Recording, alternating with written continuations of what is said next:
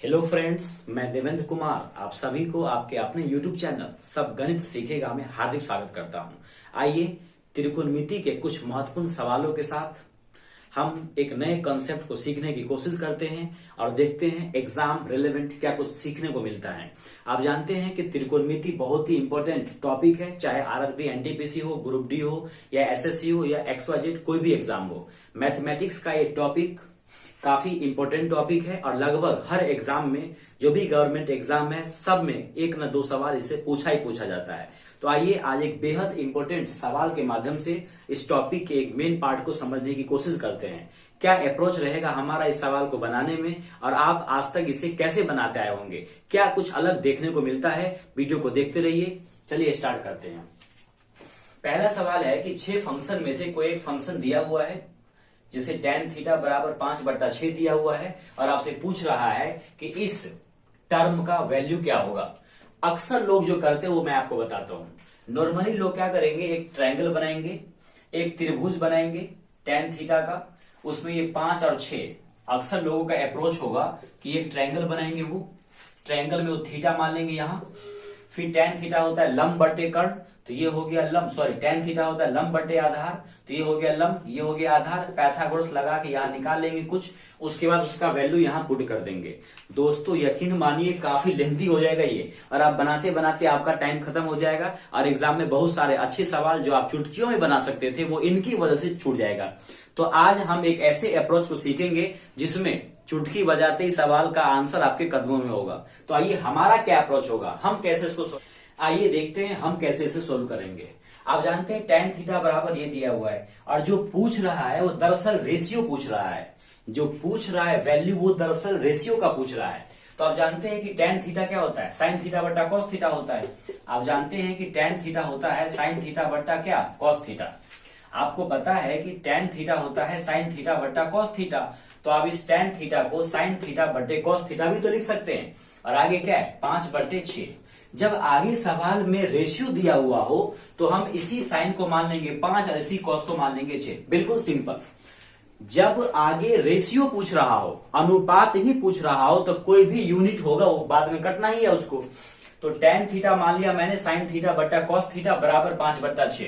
ऊपर में sin है, ऊपर में 5 है, इसका मतलब साफ है कि sin थीटा हो गया 5, नीचे में cos है, नीचे में 6 है, तो cos थीटा हो गया 6। आप इसी वैल्यू को उसमें पुट कर देना, आंसर पे कोई फर्क नहीं पड़ेगा क्योंकि ये भी रेशियो है और जो पूछ रहा है वो भी रेशियो है। sin थीटा को मैंने मान लिया 5। तो अब क्या होगा, देखिए यहाँ पे 12 साइन है, तो साइन को माना आपने 5, तो 12 पंचे कितना हो जाएगा, 60 हो जाएगा। एक बार मैं लिख देता हूं पूरा। 12 लिखा हुआ है गुने साइन थीटा को आपने मान लिया है 5 घटे, फिर 5 है, कॉस को आपने मान लिया है 6। वही बात यहां भी है, 12 गुने 5 प्लस 5 गुने 6। आप जानते हैं 12 पंचे कितना होगा, 60 होगा। 12 पंचे कितना होगा, 12 पंचे होगा 60 और 5 छके कितना होगा, 30 हो जाएगा। फिर 12 पंचे कितना हो जाएगा, 60 और 5 छके कितना हो जाएगा, 30 हो जाएगा। तो 60 में से 30 गया तो कितना आ जाएगा, 30, और 60 प्लस 30 कितना हो जाएगा, 90। काटने पर कितना आ जाएगा, 1/3 आ जाएगा। तो यही दोस्तों इसका क्या है, करेक्ट आंसर है। देखिए कितना आसानी से आपने इसको चुटकी बजाते सोल्व कर लिया। कोई कैंची वैंची का गुना करने की जरूरत नहीं है, पाइथागोरस लगाने की कोई जरूरत नहीं है, सीधा सवाल का जवाब आपके कदमों में। अगर थोड़ा बहुत इसमें दिक्कत भी है तो हम अगले सवाल में डिटेल से और समझने की कोशिश करेंगे। आइए दूसरे सवाल को समझते हैं। 4 cot थीटा बराबर 5 है, तो इस अनुपात का मान क्या होगा। अगली बार, इस बार भी जो सवाल पूछ रहा है वो दरअसल अनुपात ही पूछ रहा है। तो सबसे पहले मैं इसको ठीक कर लेता हूं। 4 cot थीटा बराबर 5 है, तो क्या आप इसको ऐसे बोल सकते हो, cot थीटा बराबर 5/4। आप बोलेंगे सर बिल्कुल बोल सकते हैं। इसको 4 पीछे ना 4, तो 4 गुना में होगा, तो गुना वाला भागा में चला गया। तो 4 cot थीटा बराबर 5 है, तो आप बोल सकते हो कि cot थीटा बराबर 5/4 हो जाएगा। अब आपसे इस रेशियो का वैल्यू पूछ रहा है। ऐसा रेशियो जब भी पूछे तो आप सीधा इसी को निकाल लो। क्या cot थीटा को आप बोल सकते हो cos थीटा बट्टे sin थीटा, बिल्कुल बोल सकते हैं। cot थीटा को cos थीटा बट्टे sin थीटा बोल सकते क्या, बिल्कुल बोल सकते हैं। पहले वाले सवाल में आपने क्या देखा था कि sin थीटा बट्टे cos थीटा होता था tan थीटा, उसी का रिवर्स, उसी का उल्टा cos थीटा बट्टे sin थीटा क्या हो जाएगा, cot थीटा हो जाएगा। तो ये रहा आपका कॉट थीटा और उसके आगे क्या है 5/4 है। ये भी बट्टे में है, ये भी बट्टे में है, मतलब साफ है दोस्तों कि कॉस थीटा बराबर 5 और साइन थीटा बराबर 4। कॉस थीटा बराबर 5, साइन थीटा बराबर 4। दरअसल ये रेशियो है, लेकिन जो सवाल पूछ रहा है वो भी रेशियो में ही पूछ रहा है, इसीलिए इसमें एक्स वाई या के मानने की कोई जरूरत नहीं है। सीधा कॉस को आप 5 मान लो और साइन को क्या करो 4 मान लो। अब देखिए ये रहा आपका 5, साइन थीटा का मान आपने मान लिया 5 प्लस आगे रहा 3, कॉस को आपने मान लिया 4, सॉरी उल्टा लिख दिया दोस्तों, 5 है उसके बाद साइन थीटा, साइन को आपने 4 माना है और 3 कॉस को आपने 5 माना है, तो कॉस को लिख दिए 5 बटे, फिर यही बात उल्टा होगा, यहाँ पे प्लस का माइनस में हो जाएगा। आप क्या करेंगे, आपको रेशियो तेशियो अगर निकालना हो डायरेक्ट तो आप इसी को मान लेंगे रेशियो में। कॉस को मैंने 5 मान लिया और साइन को मैंने 4 मान लिया। 5 का 5 लिखा, साइन का वैल्यू लिखा 4, प्लस का प्लस, 3 का 3 लिखा, गुने कॉस का वैल्यू लिख दिया 5। अब आप ही बताइए कि 5 चौके कितना होगा, 5 चौके होगा 20 प्लस 5 दिया कितना हो जाएगा 15 हो जाएगा, फिर 5 चौके हो जाएगा 20 और 5 दिया कितना हो जाएगा 15। 20 15 को जोड़ो कितना हो जाएगा 35 हो जाएगा और 20 में से 15 घटाओ कितना आ जाएगा 7 आ जाएगा, सॉरी 5 आ जाएगा। 20 में से 15 घटाइए 5 कितना आ जाएगा 5 7, यानी इस पूरे एक्सप्रेशन का आंसर कितना आ जाएगा 7 आ जाएगा। और यही आपका क्या है करेक्ट आंसर है।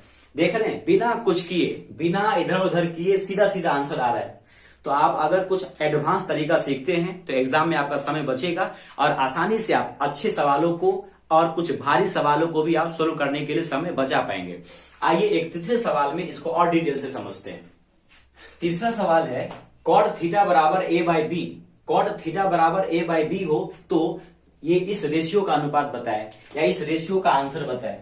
तो आप जानते हैं जब भी कुछ बट्टे वाला पूछ रहा हो, अनुपात में पूछ रहा हो, तो आपको पूरा पूरा इसको त्रिभुज बना के पाइथागोरस लगा के तीनों भुजा निकालने की जरूरत नहीं है। आप क्या करेंगे एडवांस तरीका से इसी को हम क्या करेंगे तोड़ लेंगे और इस रेशियो को भी हम क्या करेंगे वैल्यू मान लेंगे और इसी वैल्यू को उसमें क्या करेंगे पुट कर देंगे। आप बताइए कि कॉट थीटा को आप बोल सकते हो कॉस थीटा बटे साइन थीटा, तो आप कहेंगे सर बिल्कुल बोल सकते हैं। कॉट थीटा को आप कॉस थीटा बटे साइन थीटा बोल सकते हैं, आप बोलेंगे जी बिल्कुल बोल सकते हैं। तो कॉट थीटा हो गया आपको कॉस थीटा बटे साइन थीटा, बराबर में क्या है a बाई बी है। ये भी रेशियो है और ये भी रेशियो है, इसका मतलब साफ है कि कॉस थीटा कितना हो गया a हो गया और साइन थीटा कितना हो गया b हो गया। अब जो आपसे पूछ रहा है वो भी रेशियो में ही पूछ रहा है, बटे में ही पूछ रहा है, तो यहाँ पर a के और b के या ax या bx मानने की जरूरत नहीं है। सीधा कॉस का मान आप a बैठा दो और साइन का मान b बैठा दो, सीधा आपके सामने आंसर आ जाएगा। तो कॉस का लिख लो आप कॉस, कॉस का मान आपने क्या लिखा है a लिखा है, कॉस का मान आपने क्या लिखा है a लिख दिया है और माइनस साइन का मान क्या लिख दिया है b लिख दिया है और कॉस का आगे क्या है कॉस का मान फिर क्या लिखा आपने a और साइन का मान लिख दिया आपने b। तो a प्लस बी और a बटे बी इसका क्या है सही आंसर है। a प्लस बी और a बटे बी क्या है इसका सही आंसर है। आप चाहो तो इसका क्या करो परमीकरण भी कर सकते हो, रेशनलाइज कर लो आप, नहीं तो इतना ही आंसर सही है। तो उम्मीद करते हैं ये तीनों सवाल के माध्यम से आप त्रिकोणमिति के एक महत्वपूर्ण टाइप को समझने में सक्षम हो पाए होंगे और ऐसे तरीके से आप बहुत सारा समय बचा सकते हैं ताकि और महत्वपूर्ण सवालों में आप अपना समय लगा सके। उम्मीद करते हैं ये सेशन आपको काफी अच्छा लग रहा होगा। जो कुछ भी सुझाव हो वो आप कमेंट बॉक्स में जरूर करें और देखते रहिए।